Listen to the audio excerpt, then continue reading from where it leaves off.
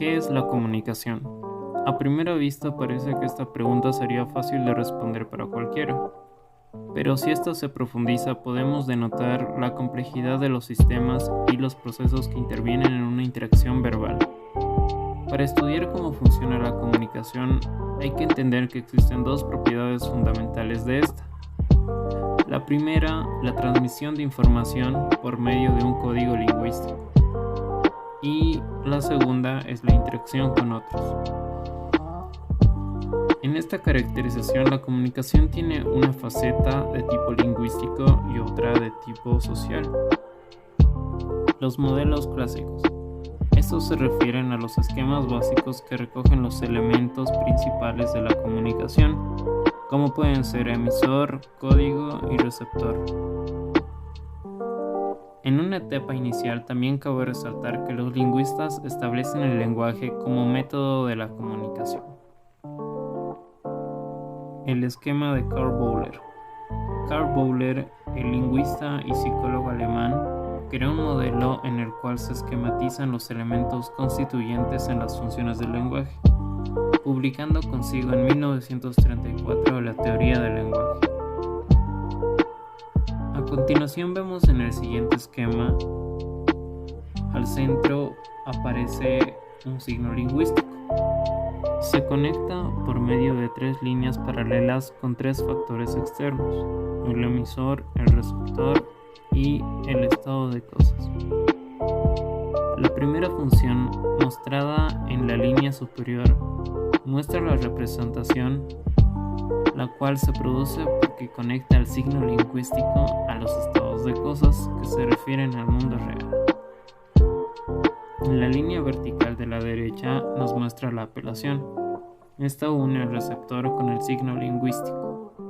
Esta conexión permite que el receptor pueda hacer un análisis propio acerca de lo que se comunica por medio del signo lingüístico y que proviene del emisor. Y hablando del emisor, cuya línea muestra la expresión, y donde empieza todo este proceso de la comunicación.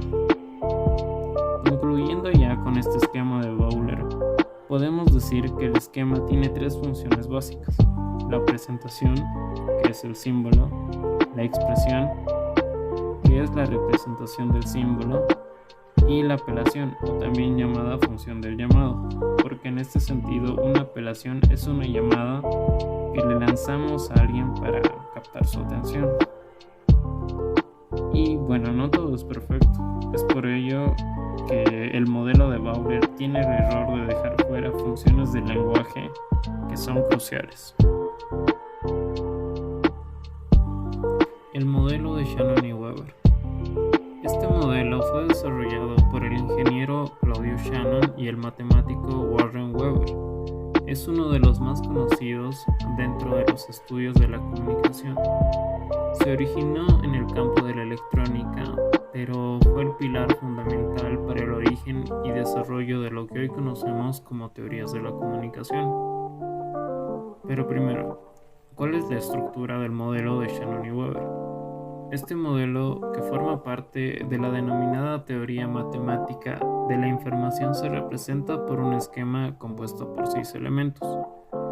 Estos son la fuente, el transmisor, el canal, el receptor, el destinatario y el ruido.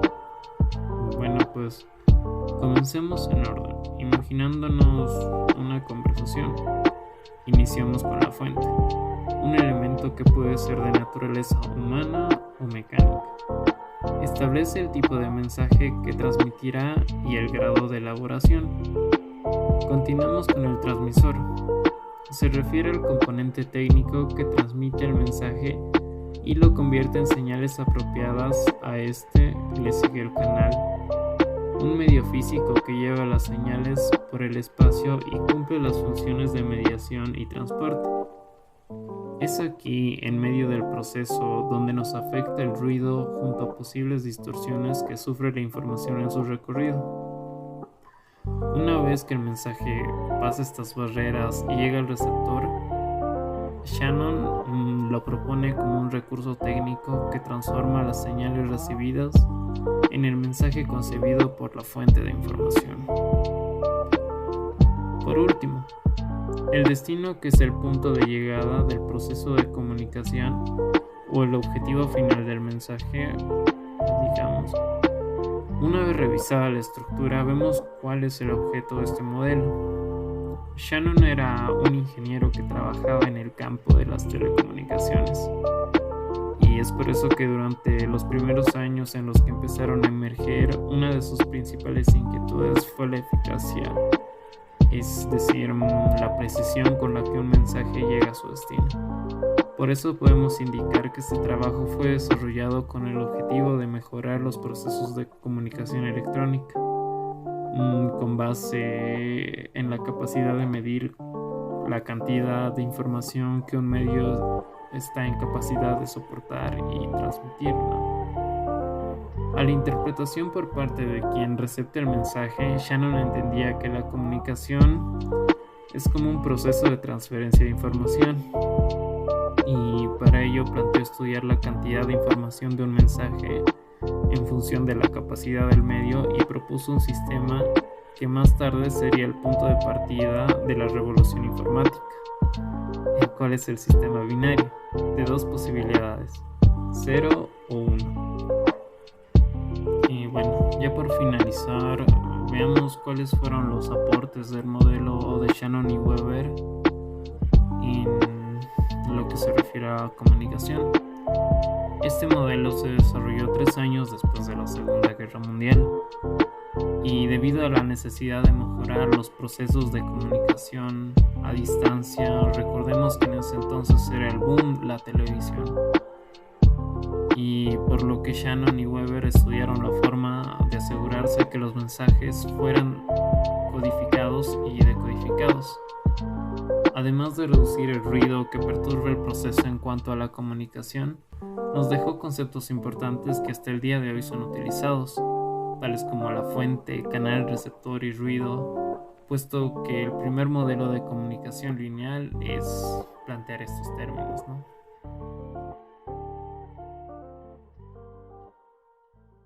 Y ahora continuamos con la propuesta de Jacobson. Roman Jakobson fue un lingüista ruso quien postuló un esquema muy similar en el que se identifican nuevos elementos constitutivos de cualquier acto de comunicación verbal. Este proceso comunicativo se centra en el código, donde el emisor envía un mensaje al destinatario, y para que este mensaje sea operativo se requiere de un contexto, al que también nosotros denominamos referente, y que ésta debe ser de naturaleza verbal o susceptible de ser verbalizado. Luego vamos con el código común, que entre el emisor y el destinatario debe ser en toda una totalidad, que también le llamamos al codificador y al descodificador del mensaje. Y por último tenemos al contacto, que es un canal físico que nos ayuda a tener una conexión psicológica entre el emisor y el destinatario, quien también nos ayuda a mantener una comunicación entre ambas. Y cada uno de los elementos identificados por Jacobson determina una función del lenguaje, donde como primero tenemos a la función referencial, que se orienta hacia el contexto. Como segundo tenemos a la función emotiva, que se orienta al emisor y a la expresión de sus actitudes. Como tercero, a la función connotativa, que se orienta al destinatario. Como cuarto, a la función fática, que se orienta al mensaje que se establece en el contacto para comprobar si el canal funciona.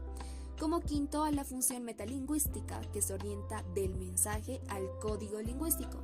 Y como sexto tenemos a una función que Jacobson añade, que es la función poética, que dice que se orienta al lenguaje que se enfoca a sí mismo. Ahora continuamos con las inadecuaciones de los esquemas clásicos, donde los esquemas anteriores recogen representaciones comunes que se han hecho ya clásicas en la bibliografía, donde estos modelos clásicos devuelven una imagen rígida y simplista de la comunicación humana, y no solo porque la comunicación queda reducida a un intercambio mecánico de señales, sino sobre todo porque hace predicciones incorrectas sobre el papel de cada uno de los elementos que lo integran. Y las predicciones son: 1. El papel asignado al código es excesivo. 2. Las relaciones entre los hablantes apenas tienen espacio. 3. El lugar del contexto extralingüístico parece secundario. 4. La situación comunicativa carece del menor peso. En esta parte podemos decir que no es difícil advertir que son estos 4 aspectos precisamente los que determinan muchos aspectos de la actividad comunicativa. En ese sentido, decimos que ningún enfoque que quiera ofrecer una explicación completa puede prescindir de ellos. ¿Cómo nos comunicamos los humanos? Los humanos nos comunicamos por medio del lenguaje. Las lenguas son códigos. Por lo tanto, los humanos nos comunicamos codificando y descodificando mensajes. Y entonces, el código es un sistema convencional que establece emparejamientos constantes entre señales y mensajes, donde cada señal corresponde a un mensaje y cada mensaje le corresponde una señal. Pero hay 2 sentidos entre la comunicación y el código que no resulta adecuada. En el primer sentido decimos que el razonamiento que liga o que une la comunicación y el código tiende a entenderse erróneamente. ¿Por qué? Porque se dice que la existencia de un código es una condición necesaria y suficiente para que se produzca la comunicación, y esto no es correcto. Porque si la comunicación fuera una simple tarea de codificar y descodificar mensajes, el conocimiento del código debería ser suficiente para explicar el funcionamiento de la comunicación. En el segundo sentido, se dice que si la comunicación consistiera necesariamente en el intercambio de información codificada, no se podría concebir la existencia de comunicación en ausencia de un código. Y en la realidad se muestra que es posible comunicar muchas cosas sin que para ello haga falta valerse de un código. Y en las secciones que siguen se examinan estas cuestiones con más detalle. ¿Es suficiente el código? Consideremos las siguientes oraciones. 1. Habrá que limpiar el casco. Es fácil advertir que esta oración presenta un caso de ambigüedad semántica, es decir, que desde su significado podemos entenderlo de muchas maneras. La palabra casco puede significar cosas diferentes. Puede referirse entre una u otra cosa al cuerpo de un barco, a la pieza que cubre la cabeza de un motorista o un soldado, a una botella vacía o a la uña de un caballo, incluso a la parte central de una ciudad. El Código de la Lengua Española establece la existencia de diferentes acepciones para una misma palabra, es decir, empareja un único significante con varios significados. Es decir, tenemos una palabra en concreto, pero que no necesariamente significa solo una cosa, puede referirse a muchas cosas dependiendo del contexto. Pues bien, aunque se conozcan todos esos significados, este conocimiento no basta para poder decidir cuál de ellos quiso transmitir el interlocutor. En una situación concreta, fuera de contexto, no es posible seleccionar con fundamento una acepción u otra. Sin embargo, quien emite esta oración en una ocasión determinada quiere utilizar solo una de estas posibles acepciones, no todos a la vez, ni tampoco una u otra. Es más, resulta más que probable que cuando pronuncia la frase no sea ni siquiera consciente de la palabra casco, que ésta puede tener muchos significados. Y el problema no se limita a la ambigüedad semántica, una vez más. Algo semejante cabría decir con respecto a la palabra limpiar, que admite también más de una interpretación en función a la intención comunicativa del emisor y de los significados de las otras palabras con las que se combinan. Por ejemplo, la anterior muestra hay varios aspectos de lo que se comunica que no pueden recuperarse simplemente apelando al conocimiento del código lingüístico. Para tomar decisiones adecuadas acerca de la acepción concreta con que se emplea una palabra y con consiguiente del sentido global de una oración, cerramos paréntesis, se requiere también tener acceso a conocimiento de la situación extralingüística, es decir, que no necesariamente debemos recurrir al enfoque lingüístico o a la descripción lingüística, sino también que debemos tomar recursos que estén fuera de la lingüística. Entonces, como segunda oración tenemos: el mío es más rápido. Fuera de contexto, la frase resulta vaga. Efectivamente, no especifica de qué se está hablando exactamente, ni con respecto a qué es más rápido, y tampoco establece cuánto más rápido es, en qué consiste exactamente la rapidez o en qué tipo de unidades debe medirse esta rapidez. Sin embargo, ninguna de estas indeterminaciones puede suponer un obstáculo para la comprensión en una situación concreta. Si se está hablando de un coche, rápido indicará velocidad de desplazamiento sobre una superficie y se medirá en kilómetros por hora, quizás. Si es un ordenador, habrá alusión a su capacidad de procesamiento y la velocidad se medirá probablemente en milisegundos. Si es pegamento, quizás la rapidez se medirá en torno al secado. En ocasiones ni siquiera el tipo de referente determina inequívocamente el sentido preciso de una oración o expresión. Al hablar de un fontanero, rápido podría referirse, entre otras cosas, tanto a la velocidad con que es capaz de reparar una determinada avería, como el tiempo que tarda en acudir para atender el encargo. Y es más de lo que se expresa con palabras, no agota por completo lo que se quiere transmitir. Es decir, en este caso, a veces no es suficiente el mensaje, sino el mensajero. ¿Es necesario el código? Preguntémonos una vez más, si la utilización de un código es un requisito necesario para que haya comunicación. Imaginemos la siguiente situación. Acaba usted de salir de su casa cuando ve al otro lado de la calle a su cuñada, que también le ve a usted y le sonríe, mientras ambos esperan a que el semáforo se ponga verde para poder cruzar. Su cuñada saca una llave del bolsillo y la agita de manera visible, dependiendo de otros datos de la situación que usted podrá suplir sin dificultad. Usted probablemente entenderá que, por medio de esa acción, su cuñada trata de hacerle entender algo.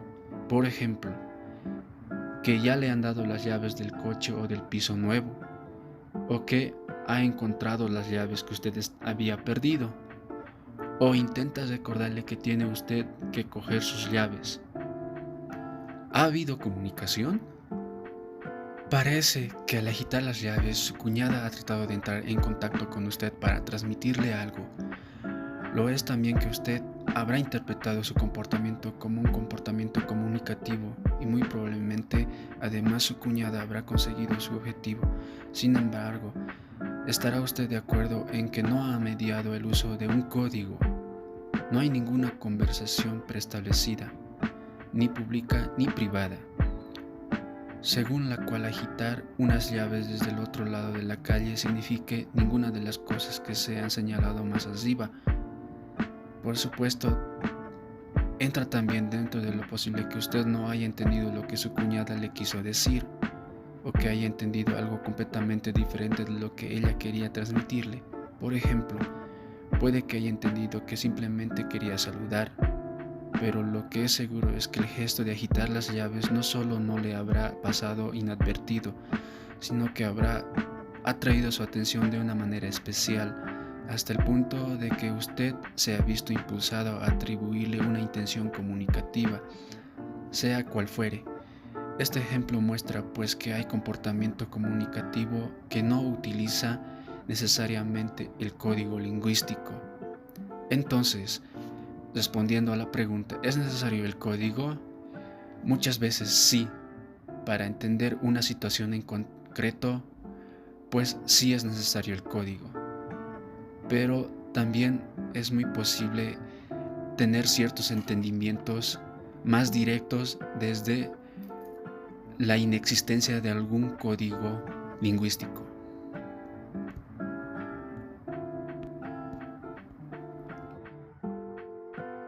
¿Con quién se establece la comunicación?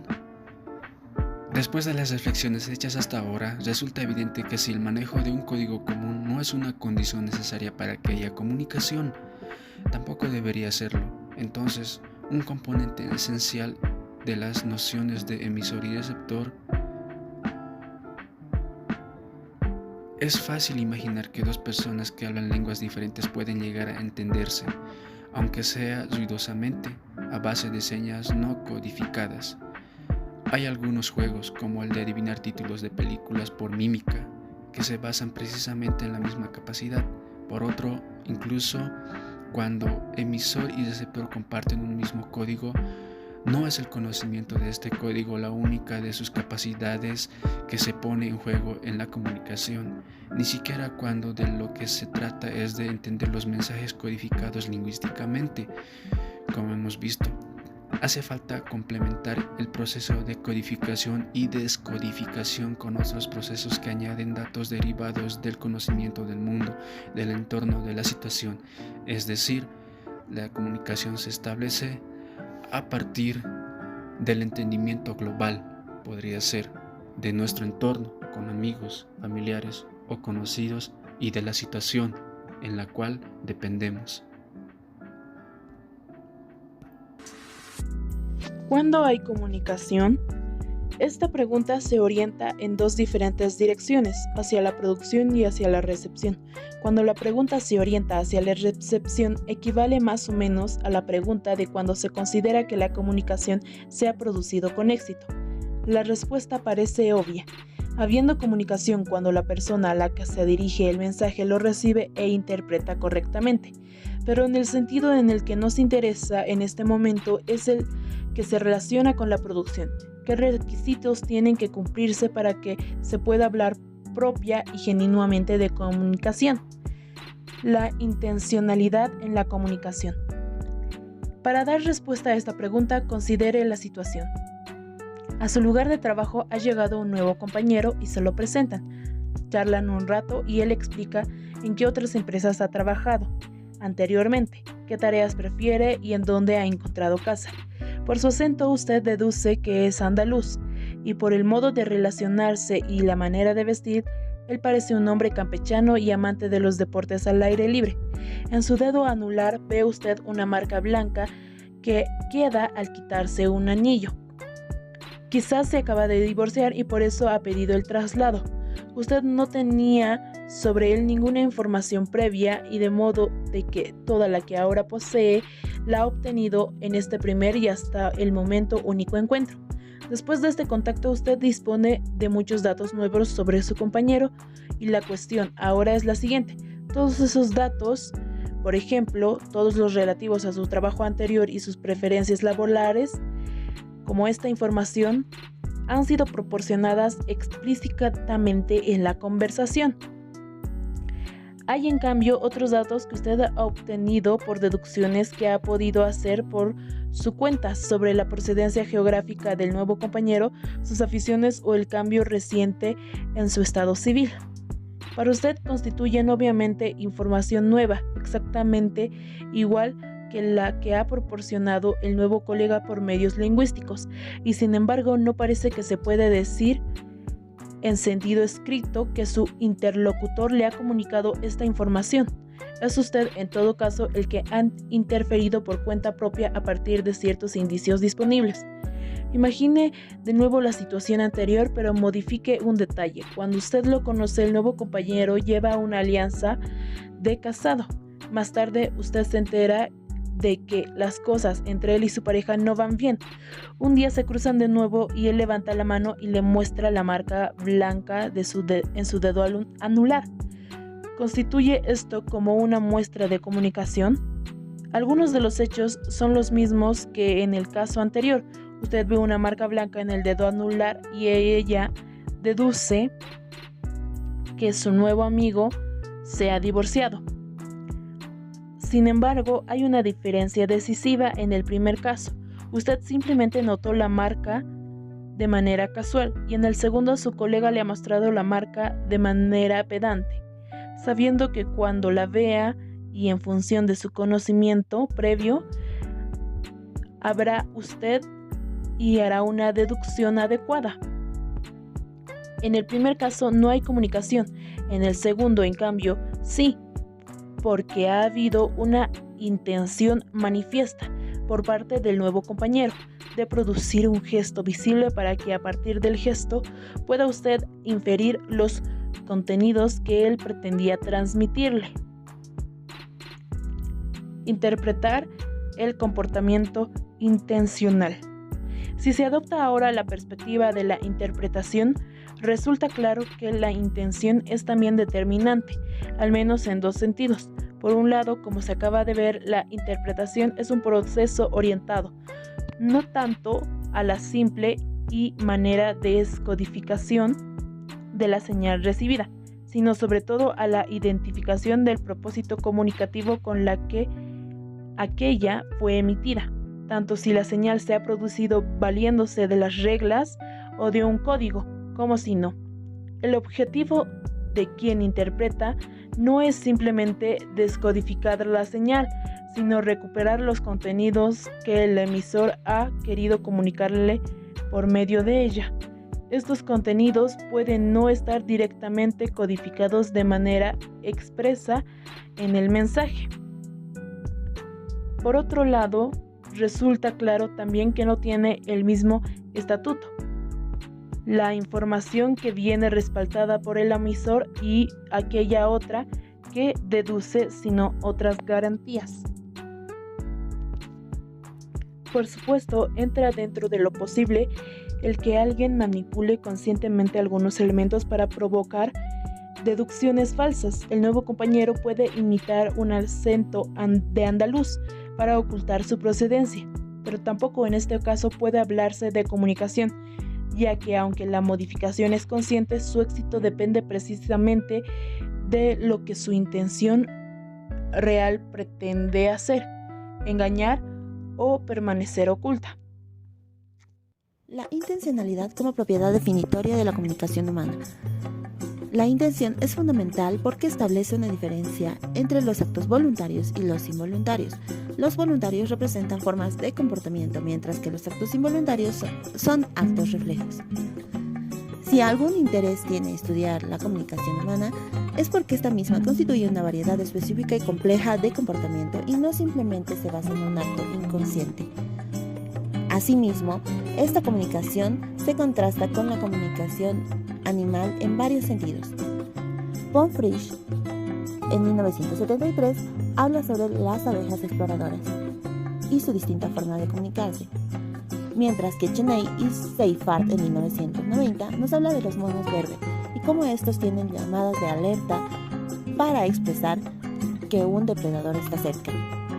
Incluso en actos más complejos, los que se suele llamar comunicación animal, no pasan de ser un acto reflejo, algo así como el instinto de supervivencia, en el que el individuo reacciona de manera predeterminada ante un estímulo o una situación, mientras que la libertad de los humanos es total. Nada los obliga a reaccionar lingüísticamente en ninguna circunstancia, y de este modo no están biológicamente constreñidos a comunicarse de una manera determinada ante una situación. Por lo tanto, la intencionalidad es una propiedad central de la comunicación humana. Solo hay comunicación cuando hay intención de comunicar. Solo cuando el emisor ofrece información de manera voluntaria y abierta es legítimo hablar de comunicación, ya que una información que no se transmite intencionalmente no es una información comunicada. Ahora bien, la intencionalidad y propósito comunicativo. Entonces, dejando en claro que la comunicación es un tipo de actividad voluntaria, parece sensato indagar cuáles son los motivos por los que el emisor decide embarcar en dicha actividad, o el suponer que los objetivos que persiga determinarán la manera en la que se empleen los medios para lograr comunicar algo. Entonces, el propósito puede concebirse como la relación dinámica entre el emisor y el aspecto de su entorno, sobre el que él decide actuar, ya sea para introducir cambios o para evitar que se produzcan los mismos. Por otra parte, la finalidad es importante porque funciona como un principio regulador de la conducta, que guía al emisor a usar los medios que considere adecuados para alcanzar sus fines. El propósito, además de ser decisivo en la producción de la señal, lo es también al momento de la interpretación. Interpretar adecuadamente una señal pasa necesariamente por ser capaz de reconocer la intención comunicativa con la que se emitió y con la que se enunció dicha información. Y es entonces que nos preguntamos, ¿qué se comunica? Habitualmente se ha identificado muchas veces el acto de comunicar como transmitir información. Sin embargo, que la novedad de la información no es un criterio fiable para definir la comunicación, en sí, ya que la transmisión de información nueva es solo una más de las finalidades de la comunicación humana, pero no es la única y seguramente en algunas ocasiones no es la más importante, porque además de transmitir algo nuevo y objetivo, la comunicación permite influir en los demás, manifestar pensamientos, sentimientos y permite también realizar actividades específicas, como el simple hecho de saludar, agradecer, sugerir o a veces hasta insultar. Un modelo adecuado de la comunicación entonces debe dar cabida a todos estos diferentes objetivos comunicativos. Y a la pregunta ¿de qué se comunica?, los esquemas clásicos suelen responder señalando que hacia conceptos como el de contexto o referente que engloban las realidades extralingüísticas a las que hace alusión el mensaje, ya sea entidades, estados de cosas, objetos, etc. Entonces, es obvio que no todo lo que se comunica es necesariamente el reflejo de una realidad externa.